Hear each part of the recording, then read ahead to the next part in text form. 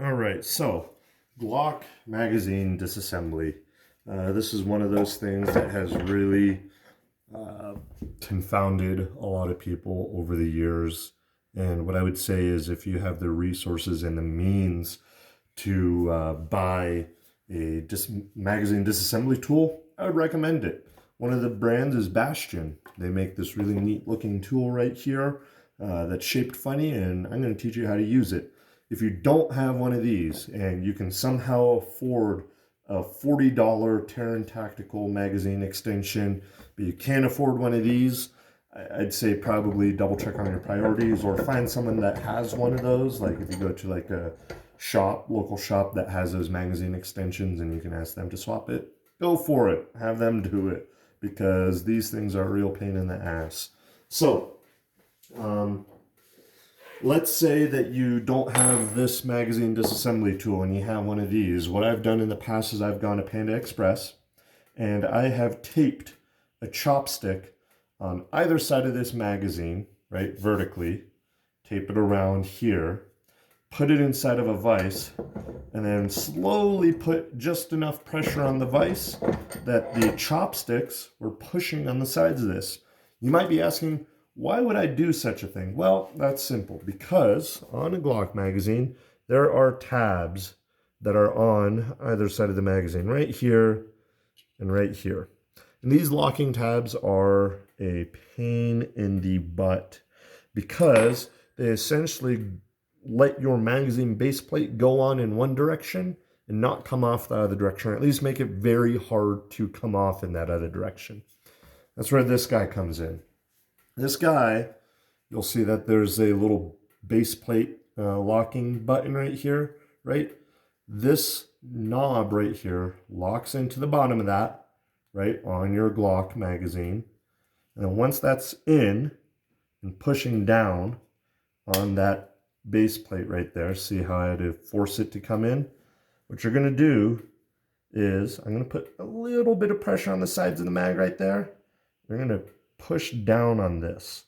The reason I'm pushing down on this is because this basically uses leverage to wrench this base plate forward and off of the bottom of your magazine, right?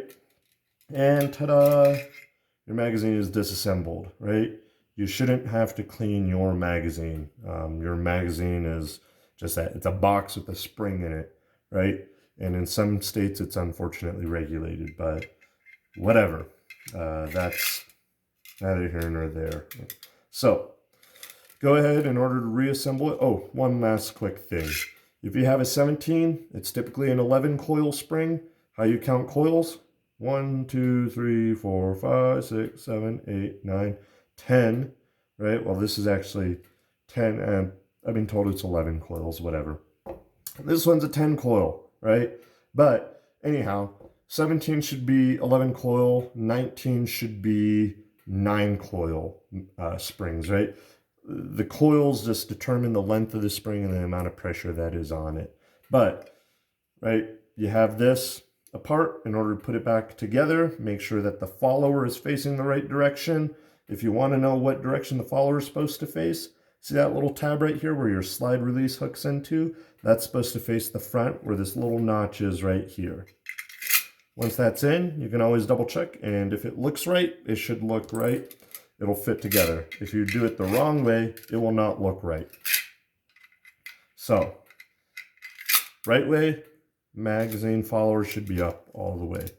Now, get this little plastic piece.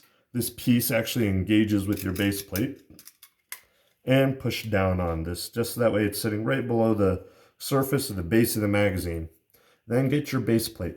I don't know what base plate you're using, but if it's a factory base plate, it should just slide right back on like this, right? Because it should lock into this notch right here.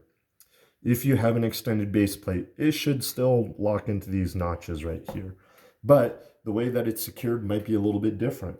It might even come with a different spring or a different base plate engagement plate right here, right?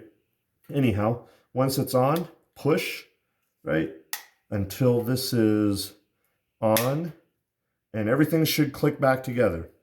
Now, for one reason or another, Sometimes what will happen is this little guy right here, let's say you have like a little +2 magazine, like what Glock sells, their little +2 base plate for their 31 round mags that bumps it up to 33 rounds.